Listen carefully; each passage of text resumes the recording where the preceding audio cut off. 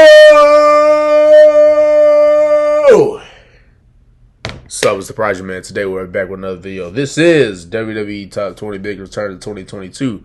Not that there's been any like crazy big returns of 2022, but hey, bro, you do the best you can, and you know they gotta do what they can to make wrestling feel a little special. And sometimes, very few returns of this year. Maybe I can't even think of one off the top of my head, but hey, maybe there will be a big one in here.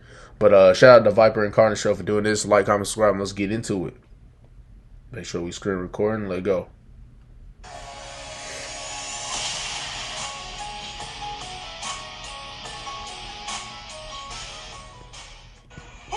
Saw this one last time.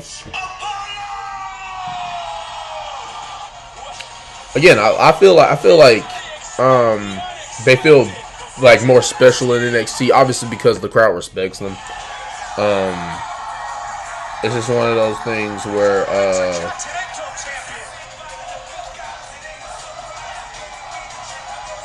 they're just more appreciated there.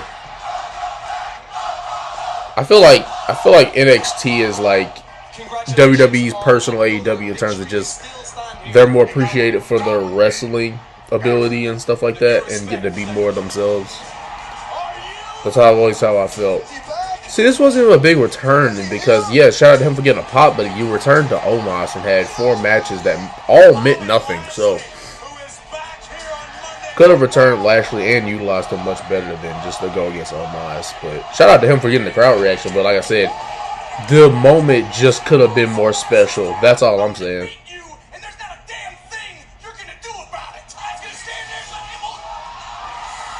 Shout out Braun Breaker. Dude is a very great talent, upcoming star. Ziggler, of course, you know, even though he wasn't a NXT original, like I said, crowd respects him. They know who he is. It's crazy knowing on the main roster he's not treated anything like this, like by the crowd. And that's the main roster's fault. That's not his. Or that's the WWE backstage, their management and all that, Vince and all them. It's their fault.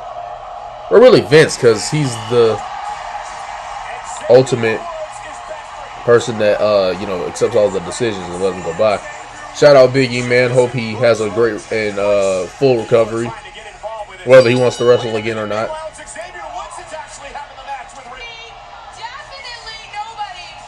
And I hope even bigger if Sasha returns. Like I said, I feel like, real quick, let me pause.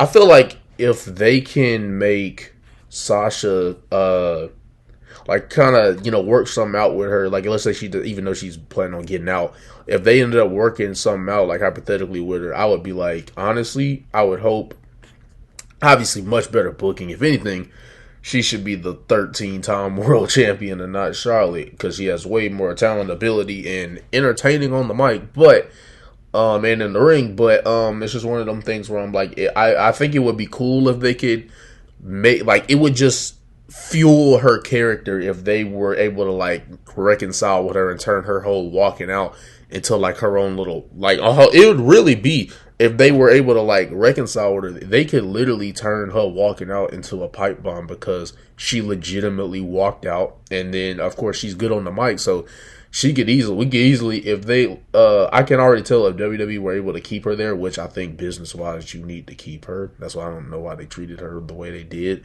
and like kept giving her false promises. Like, this is the second time that she was promised a tag team division and didn't get one, so her walking out by no means was the wrong decision. That was all that was left. You talk to upper management, stand up to people who are in charge, and if they don't want to listen, they're obviously not taking you seriously, so you gotta physically walk out the company, because that's the only way that they're like gonna really take your word for it and like know that you're serious about it. So, but yeah, it's just funny to see that like Sasha's had like a lot of returns, and if they somehow were able to reconcile in her, she could easily. I already know they would turn that into like a pipe bomb. That would be like one of the first women's like pipe bomb that would like really like that you would care about, you know what I mean? That would hit hard because she legitimately walked out because of a legitimate issue. So they could easily, if she ends up staying, use that to fuel her character more than it already is. So I feel like if you don't resign her, or if you're not able to reconcile with her, it's a complete missed opportunity. And she goes to AEW, I truly think they're screwed, bro. Just Sasha going to AEW, I would say their women's division is better automatically, just because she's there. Shout out Bad Bunny, dude. Really put in work to put on a good match at WrestleMania last year and in the Rumble. Shout out Shane. Gets hate for no reason. He just stood up for himself. Maybe he had, thoughts about the Rumble and how it should go that people didn't agree with, but I would rather the Rumble go that way because this Rumble this past year was boring. So Shane's booking of it would have been way more fun to me. What gave it interest? I'd take that over what we got. Logan Paul also put into work this past year at WrestleMania. Shout out to him.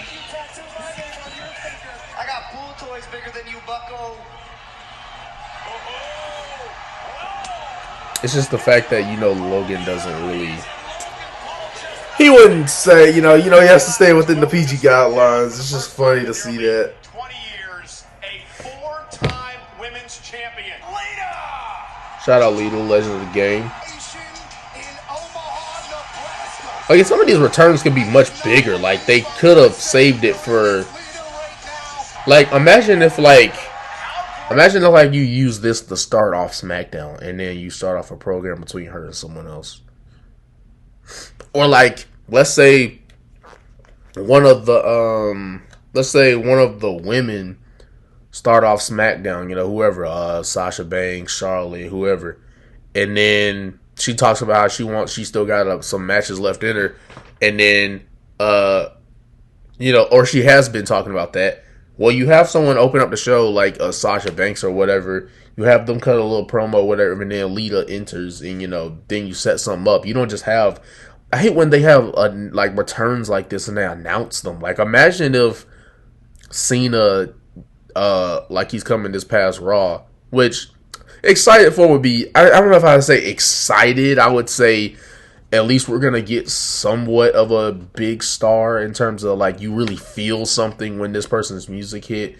But I feel like if they wouldn't have, even though sure it would have been rumored and stuff, but I feel like if they wouldn't have announced it and he just randomly starts off Raw, it would have been, one, you get a bigger crowd reaction because they don't expect it for the most part, and it's two, it's just it's a bigger moment. Like, now it's you're engaging I guess because they have to promote it because they already know people don't watch Raw, so they would have to promote John Cena to get people to watch it.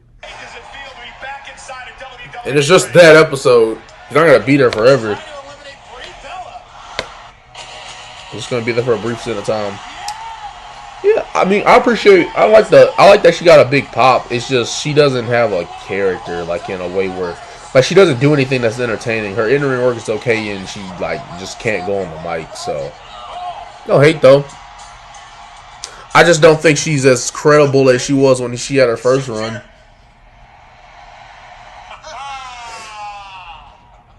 This was random. Shout out to Jeff Jarrett though. What's your name? My name's Rick. This guy, bro. Oh yeah, I remember this one. This was just, again, could have been saved for a much bigger moment, but no, just have him team up with Ciampa. That's his return. Let's start the road to WrestleMania. Hope his heel run goes great, bro, because first time that I hope we see him do something huge and significant. Appreciate your brother. Now this will always be a big return. I'm looking for a fight. This will always be a big return. So this is the first one I actually feel like it's a big return. Let's think about Austin. He was never the best wrestler, pure wrestler. But when you hear the glass, you feel something. You get overwhelmingly excited. You don't have that anymore. The closest you have to maybe you feel something when their music is Roman, and even then it's Only thing I feel when Roman goes to the curtain is, okay, well, it's about to get a little more serious. I know. So it's the only good thing I will say is like when his music plays, you know it's not gonna be anything goofy now. Like it's not gonna be WWE's attempt at humor. Like it's gonna be like something that it's gonna be something actually serious that you can get the crowd to care about. So that's the one thing I will say. But you don't really feel any. But you don't feel anything as huge as you would The Rock coming through the curtain. And it's funny because you feel that now when like people like that go through the curtain, but like when people like Stone Cold go through the curtain, you go crazy. But people were doing that every time. Like if during the time period they were going full time, it was like that all the time. It's just it's like we're getting that reaction, and it's special because it's like, man, they came back. You know, it's cool to see them come back. But people were feeling like that when they were there full time. So it's just crazy to see how like even though I didn't even live in that generation, I still feel something when they come through the curtain. I didn't even grow up around them during that era. If he could still wrestle, it would have been like I feel like Goldberg returning not an issue. It's just if he can't wrestle, he can't keep up with anyone for longer than 3 minutes. So, and he's been put in positions that he should not be getting put into. Like, if anything, have him squash someone that can afford to be squashed. Like, because that's what people want to see Goldberg for, right? A spear and a jackhammer, 1, 2, 3, and he's out. That's what people like want to see him for. So use him for that. Don't keep putting him in title opportunities. I just don't think. I just feel like someone like Goldberg could easily be used to put over someone like who's trying to who they're trying to book. Like imagine if Braun Breaker beat Goldberg. Like that would kickstart a huge career for him on the main roster. This is what I mean though by like. Granted, that match, of course, if it happened in like early 2000s, Braun Breaker and Goldberg, obviously them at their, if they both were like, you know, Braun Breaker at the age he is, and then Goldberg when he was in 2003, like you would have been a much doper match. But you know, it's just one of those things where it's like it's okay to have Goldberg put people over. You don't have to keep putting them in title positions. Put over someone who's not a champion. Like that's what I think they should do with him. If he feels the need to keep coming back, use him to put over new talent because he can't go. It'd be different if he could go in the ring still. Like, no one gets mad at Bryan Danielson for not, quote-unquote, putting talent over because he can still wrestle. So he's not reached, like, too old yet. So it's like you can't go, oh, he should be putting over people. He's already been in the business. But he can still wrestle. So that's why he doesn't, like, usually if you just really can't go in the ring anymore, that's when you start putting people over. It's just when you, like, just have nothing left to prove and you don't, like, need another run in the company. Like, your run in the company is about over. You're not going to have another full-time run ever again. So that's what I think Cena's been doing. Like, every time he comes back, he's putting Roman over. He's putting people over, right? Because he's not going to be there for a whole nother run in the WWE. So why is he winning? So Cena's actually been utilized correctly. And this year we can see him against Austin Theory. This is pretty big. Of course, this is pretty big. Shout out Triple H recovering. Heard this news about him coming back to NXT. Don't know if that's going to change anything, but all I'm telling people is don't get your hopes up. Because WWE does a much better job at disappointing than exciting you nowadays. But shout out to him, bro. I was always excited to see him as a kid when he was in DX and stuff like that. I will say this was unexpected because, yeah, he was supposed to be out a lot longer. So this was more shocking to me than, like, a huge return.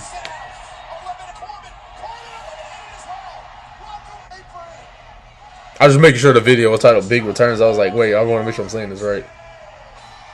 Oh, yeah, this was pretty big, yeah. This was pretty big. Shout out to them letting Impact.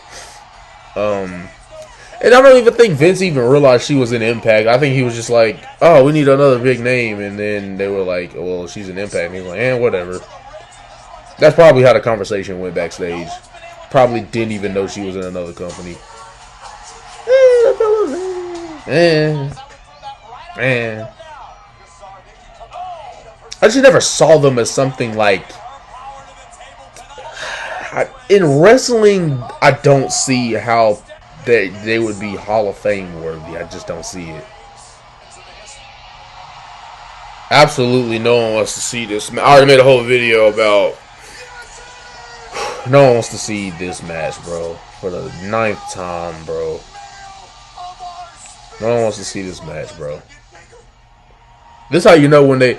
And the ironic thing is, Roman in that segment, this was like last week, he literally said, I've beaten them all. I've smashed them all. No one's left. And then they have someone he already beat come back. Like, it's almost like they just don't see the logic. Like, if you're going to have him go out there and cut a promo on how he's beaten everyone, why would you have someone he's beaten come out there? Wouldn't you have someone he hasn't faced or beaten to come out there? That's what I'm saying. Like, they don't think through the stuff they put out on TV.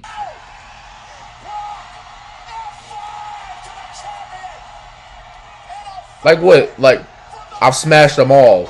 Well, smash them again. Like, huh? Shout out Undertaker. Definitely deserves to be in the Hall of Fame, bro. I watched the whole Hall of Fame speech live. It was great. They let the dude go for like 45 minutes. Shout out to him, though, bro. Definitely deserves all the cheers and respect that people give him. Another guy who, like, when you hear his music, you feel something. He's not known for being the greatest wrestler. He's just like to me, you become a legend in wrestling from having a presence, not necessarily being great in the ring. Oh, Cody, yeah. I can see why you put this at number 1. Even though it was one of the worst kept secrets, but hey, bro, they did what they could, bro. Shout out Cody, man. Hope he recovers as well. Injury bugs been hitting everyone this year. They had a great match too, all 3 of them. But I love and appreciate you guys for watching the video, man. Stay true to yourselves and love others, because we only here to inspire, man. I love you guys. Hit that subscribe button on the way out, even if you don't watch this channel again. I love you. Prodigy's out. Peace.